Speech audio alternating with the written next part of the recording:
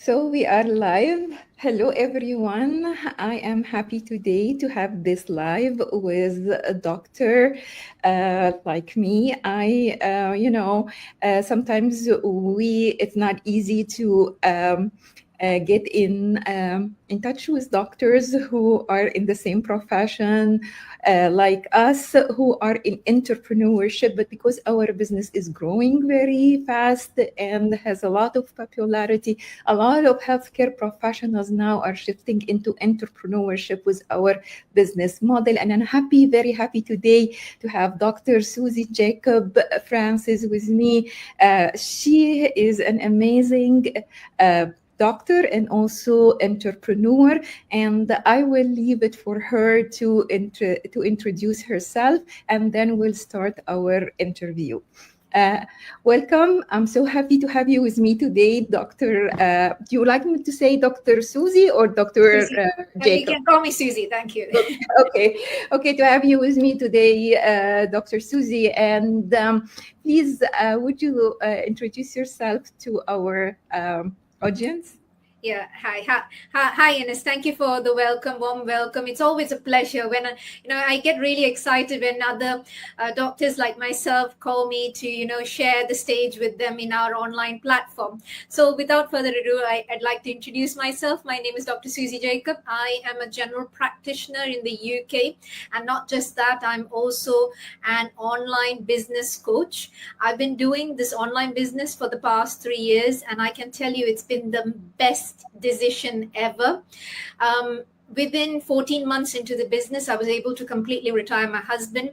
From 50 hours of working myself, I have cut down to 28 hours within 20 months into the business. Now, mind you that I've been a qualified doctor for over 21 years now, and I couldn't, with all that experience, I was not in a position to do any of the things that I've mentioned. And within a short time frame, I was able to achieve all this just because of our amazing platform. And also, I live here in the UK, obviously, with my 17-year-old. And of course, my husband is retired chef. He now cooks for us. So there is like a redistribution now of jobs within the house. So yes. Okay, this is amazing. So you mentioned that this business had a great impact on your life already, and in such a short period. So let me ask you first, what got you into digital entrepreneurship? Being a doctor and having, and having good income, and also your husband is a chef, and I know that, skilled chefs are very well paid. That's absolutely correct. So for me, my journey about started around COVID time, and it was a series of events, I would say. And I'll try to be as brief as possible. So around COVID time, my husband was changing jobs, and the day the lockdown was announced was the time when he had to start a new job. And he's a private chef by background. So like what you said, just to give you a perspective, he was earning as much as a GP, so he was very well paid because he had high-end clients. But with high-end clients becomes very fussy clients also. So they were all aware of the fact that I'm a doctor, and they didn't like the fact that somebody had to come from that environment daily into their household. So they were afraid, like any normal human being, that they would get infected. So they said if he wanted to continue the job, he had to not stay at home with us. Then we had to make a decision because I was already working long hours, and there is a fine balance between me and my husband at home, and I knew I wouldn't be able to cope. I said, that's fine, I'll do a little more hours, but you stay at home. So overnight we lost half of our household income. And that made me realize, and our life was like, financially we were okay. Of course, we had no work-life balance, but still, because our needs were being met, and life was going on really. So, but then what that made me realize is overnight things can change. Then, of course, COVID. I saw colleagues getting ill, close, relatives and all getting ill, then patients and people dying out of the illness. And I was firsthand dealing at that time with long COVID patients in the community. And it really devastated them. There are people even to date that have not gone back to work since March 2020 because of the effects of long COVID. So, that made me realize, so a pandemic, if you are unwell, if somebody in your family is unwell, are you then able to pay your bills if you were not able to go to work? And when I really reflected the question, the answer was no. We were able to pay our bills because both of us were working. Yeah. So it made me realize, that is a very, very scary thought. And every day I used to pray and go in saying, God, I don't want COVID, because if I get COVID and then my income stops, then my husband's also not working, and that's it. We lose everything. So that made me realize. Then, of course, the mental health effects of COVID on the whole family. My daughter, who's an extrovert, was in the house, so she was getting frustrated and all the things. And, everything together. One day she said, you being in the house, not being in the house is all the same for me. And that's not something like mom wants to hear. Yeah. So I think that was my breaking point, really. It was a lot of these events together, but that was my breaking point. When your little baby says that she's really fed up and, and had it. So I was like, no, things need to change. If I don't make a decision and take that step to look at some other means of making some form of passive income, I don't know what would be the state of my family. So that's how my journey started, really. Oh, okay. That's amazing. That's an amazing story. We healthcare professionals, we have, our stories around. So, maybe there are so many reasons that push us into the digital world, but one of them is work-life balance and how actually we get in touch and communicate with and spend enough time with our families and our kids, and how this impacts them. So we all have the same thing in common. So let me ask you that, we as healthcare professionals, or any professional in general, we get tied very much to our identity, being a physician or being an engineer or being, when you are highly professional person and very specialized. So how difficult was it to you to shift from medical field to non-medical business, and what mindset did you have to overcome any identity cling that you could face? That's a fantastic question, really. And I can again share your story. So although I'm a GP, over the years, especially over the past 5 years, because this is a journey for me.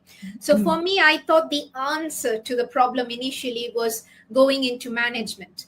So what happened is I went into management and I realized I had not much increase in pay, but much more workload, even after hours. I'm still in management. I'm one of the obesity leads for a private company. So I'm still into management. But what I realized was that, and then because I was into management, what happened is at some point in time, my company went restructuring. And what that means, there were some redundancies. So I was made redundant. Now, when somebody some of my colleagues are fortunate that they've never faced redundancy, especially if you're in core general practice or if you are working in hands-on as a hands-on clinician. But when you're in management, these things can happen. Unfortunately, at the moment in the NHS, there's a big reshuffling that's happening and thousands of jobs are going. It's people are all talking about it, so I can really relate to that. And if you're not a clinician, it's not like hands-on clinician, you can easily lose your job. So when that happened to me, I was really sad, and I was like, if I can't be a doctor, so I made my think like that. If I can't be a doctor, then who am I? So I went through that identity crisis, because the thing is, unfortunately, it's not ego. It's something that once you've studied so long, so many years, like I've put in a lot of years. I was initially in hospital medicine, then retrained to be a GP. So I spent about nearly what 15 years of my life studying in and around Yeah. medicine, just Yeah. 15 years. Just studying, restudying, retraining, doing Mm, that specialization and mhm, all those sort of things, certifications, teaching. I've done also teaching courses. So mm, all that, I spent 15 years doing mm, all that. mm, And so, it becomes a part of you. And, mm, and it was very difficult. But then, that event made me realize that all these things are fragile.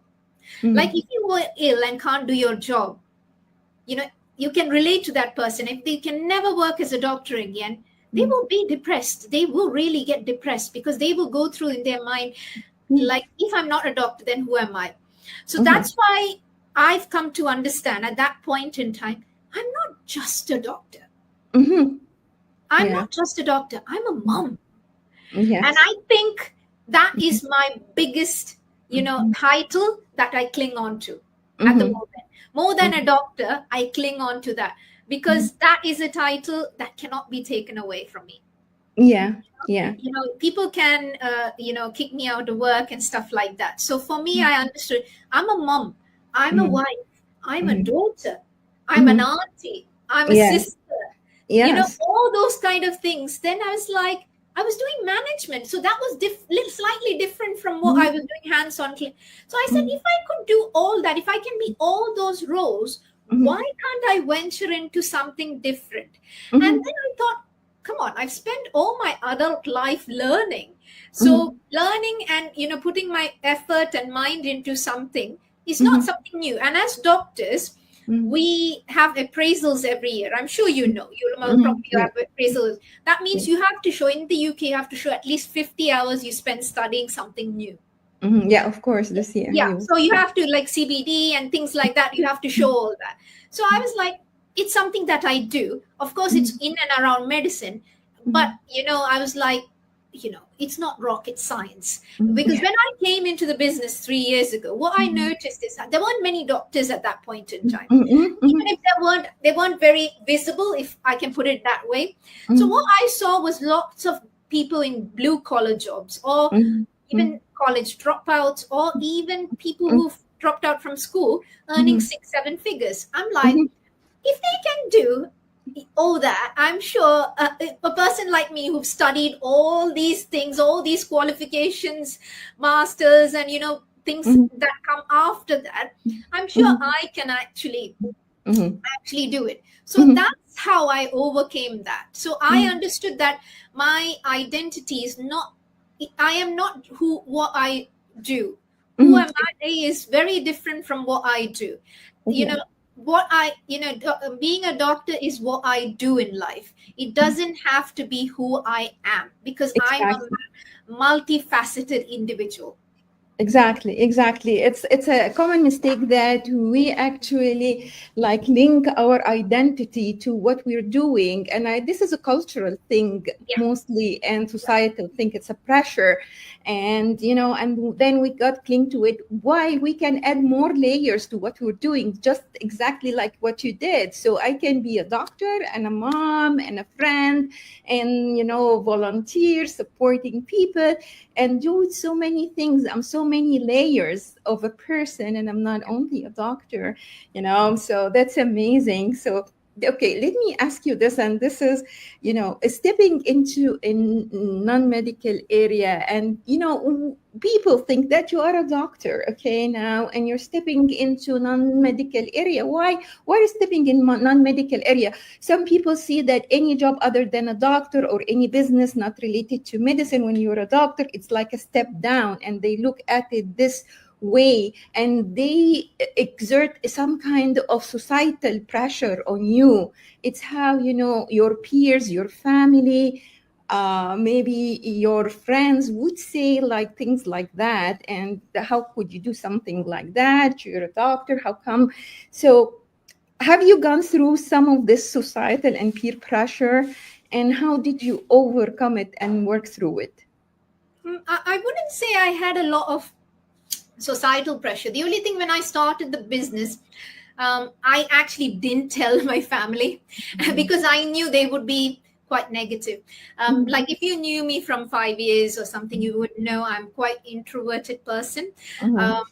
Not much in the camera. Probably one post for Christmas, one for Mhm. birthday. That's about it. Not much active. I didn't Mhm. have a Facebook account till 2016. I Mhm. was more bullied into it because my parents were using Facebook, and I would not know what's happening in my family, my Mhm. extended family otherwise. Mhm. So for me, I didn't tell anyone because I knew. And when my husband came to know, he was like, social media marketing, you don't even like smiling in front of a camera, and you're going to do social marketing, all those negativity. And my dad Mhm. was like, well, you studied all this, I don't think you're out to doing social media. You're just wasting your money. But for me, I was like, I understood where they were coming from. They came from a place of love. But I was not about to, because for me, my like my fear of not stepping in, like my fear of remaining where I Mhm. was so much. That fear of not having any kind of change in my life was Mhm. much more greater than the Mhm. fear of what people would say about me. Yeah. Because I was in that position where I saw my little girl and I saw how upset she was.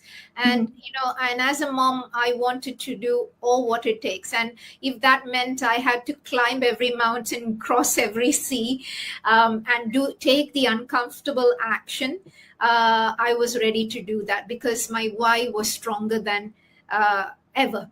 And Yeah. nobody, actually, not my dad, my husband, could stop me. So that's how I kind of did. And coming to the point where you were saying, I think I, as an individual, but I have to say about me, we as a family, we value people doing any job. Yeah. Yeah. Maybe some people feel some jobs are beneath them. I disagree, but that was me even before. Like Mhm. me and my husband, we treat people with utmost respect, whether they've come to clean our home, or whether they are the mailman, or like we get deliveries. We When they come to deliver, we thank them. We offer them a glass of water. My husband, he haven't even bought bottled water just to Mhm. give them, because now it's the heat wave. So Mhm. he offers them bottled Mhm. water. So Mhm. that's the respect we have for people who society considers as doing meager jobs. So I disagree Mhm. firmly with that sort of line of thinking. Mhm. So I think everyone, because we need everyone. If I have a plumbing issue, I have no idea how to do that, and Mhm. I would be grateful for someone who studied that. An Mhm. apprenticeship, obviously, is just an apprenticeship, but I don't know how to do that. So I Mhm. do value their expertise in Mhm. that area. So there's nothing like one job is beneath me. Every Mhm. job is important because every job is needed. Like even people in a restaurant, whether it's a waiter or something, you're really tired after work, you think one day you'll go and just have, and someone's serving you. Mhm. It's a nice feeling. Mhm. So we should be nice and kind to them and tip them and Mhm. things like that. I think that's just being humane.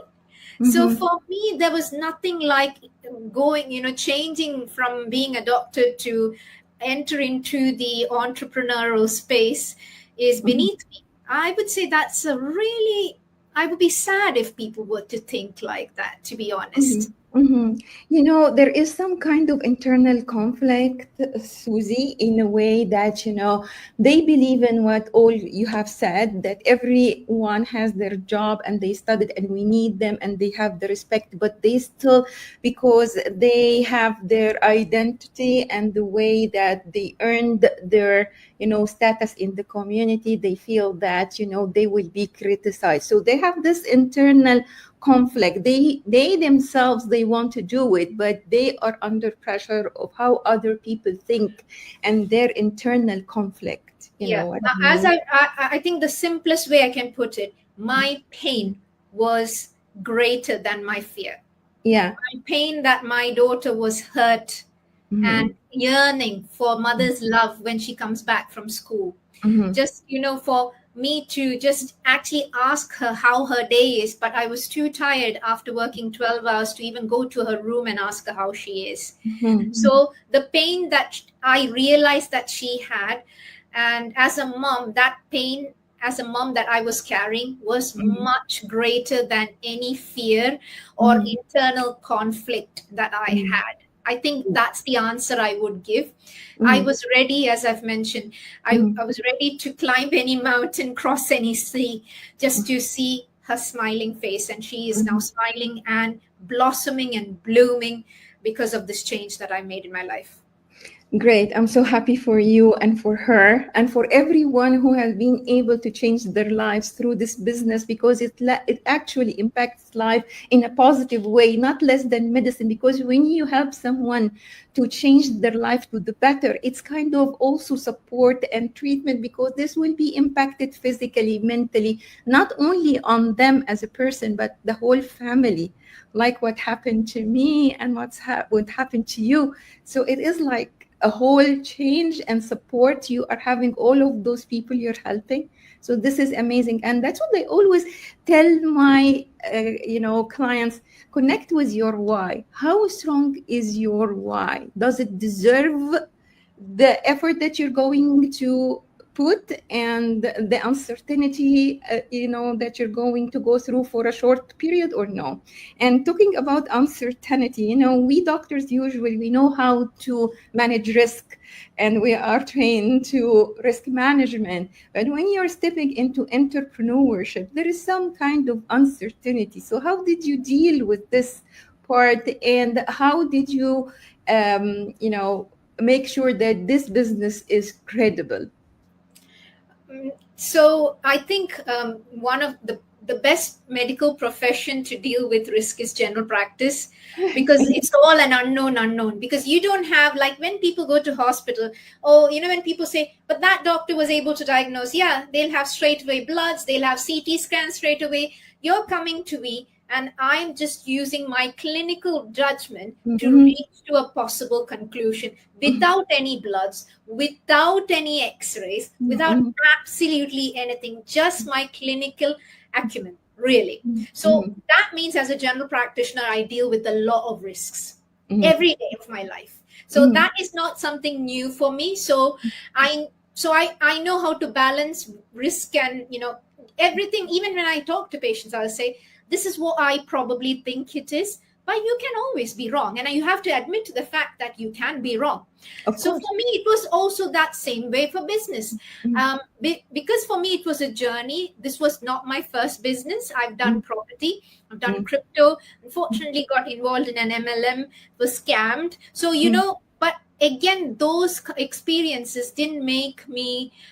What happens is sometimes you meet people who have gone through those bad experiences, and then mhm, they're not willing to try again. But mhm, again, when you are able to connect to your why, I always tell my mentees, mhm, if your why does not mhm, make you cry, it's mhm, not big enough. mhm.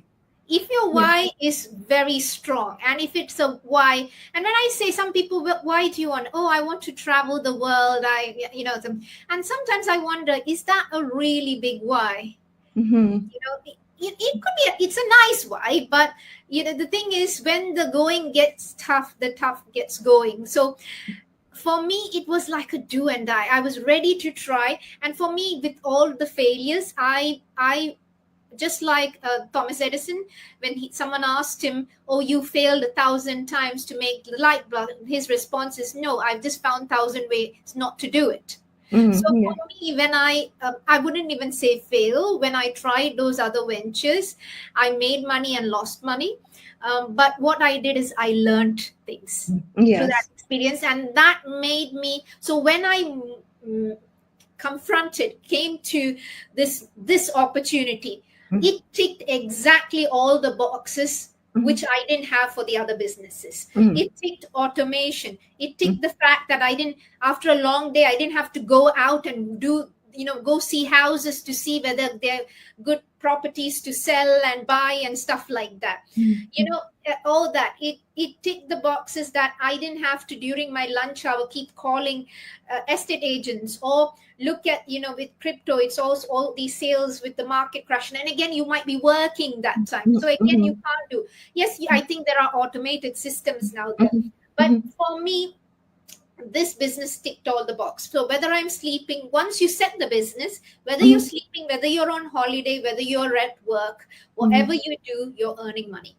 Mhm. And as you grow in the business, you start earning more and more passive income. Mhm. Now I'm in a place in the business where every month consistently I'm earning, at least one or two or three times my actual salary. Yeah, Yeah. that didn't, when I In say that, I 3 years. have to tell this as a disclaimer. It didn't happen in month, 1, 2, 3. Yeah, it took me 14 months to reach that point. So, but it's better than working for 40 years and not being able to retire early. Because Yeah. when I saw medicine and my husband working, we saw a way to just live a comfortable life, no actual work life balance, but pay our bills, go for that occasional holidays when we get time off. And most probably we weren't getting time off together because other people also wanted holidays at that time. So all those things came to pass. So for me, that was the thing. I tried a lot of things. I my mindset was very clear that I failed forward. Yeah, it's amazing. This is so inspiring, actually, and amazing. And the way you are thinking that you are always out of your comfort zone for your why. You have tried several things because your comfort zone was not comfortable enough for you. And you had to change that, and you have tried several things. And that's what led you to this business. And you have been able, after those failures or those experiences, to actually evaluate the value of this business and recognize the value of this business. And that's what you have been looking for. Some people come to our business and they are, this is their first thing to explore in the digital world, and they don't actually recognize or realize the value of this business and what we are offering them and how they can achieve through it, so that they drop the opportunity and maybe they drop out of the digital world as a whole. But this is amazing how you put your why as the main drive for you, and you haven't ever stopped until you achieved what you were looking for. And all of So I us can haven't do stopped that. even now because I have bigger goals now. Yeah, yes, when The you reach a goalpost goal. goes further and further higher once you Yeah, have reached something. exactly. So we have bigger dreams. Me and my husband, we like doing, charity works. Yeah. This is next month is going to be his third time he goes to India to do do Oh. some kind of Christian charity works and stuff like that. So my husband was able to, and we could fund all that, and he's going again the third time. And when we were working full time, we weren't able to do all that No, nothing. They are not able to because we do. don't have the time. And then each time when you think of going back home, you take out credit cards, then Mhm. come back, do the extra shifts to pay off those credit cards. Yeah, yeah. Can I tell you, now we are doing all these extra work with no credit cards. Yeah, no credit cards, no need to take time out. You are in control of your life. Nobody else is controlling your life. And that's what actually this word of digital evolution, a revolution, assist us. So it's amazing. I won't talk any further. I will leave people with what you have just said because it's amazing and inspiring, and it answers all the questions that they ask. But I would love to end because I get the energy from you, and it's an amazing interview. And I would tell everyone to watch it. I want you to just end this interview with a statement or something that you would to deliver to our audience who are looking for a digital opportunity. Absolutely. I always end it in kind of the same way, really. People, when they see this opportunity, some of them realize this is a good opportunity, but they think this is not the right time.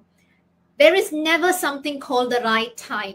When I started the business, I was working 50 hours. My husband was also working. We didn't have time. So it wasn't really, if you look at it, it wasn't a right time to, and my daughter, I was busy with my daughter. Was a mom, and everything was there going on for me. But I had to still jump out of my comfort zone. So what I'm trying to do is I'm imploring you, if you're looking for the right time to start the business, it is now. Because it's like asking what's the best time to have children, after you've settled, had everything. By that time you'll be probably old, and when you have grandbabies, you'll be too old to look after them. I was really lucky. My mom was quite young when my daughter and my brother's kids were born. So it's nice when it's like that.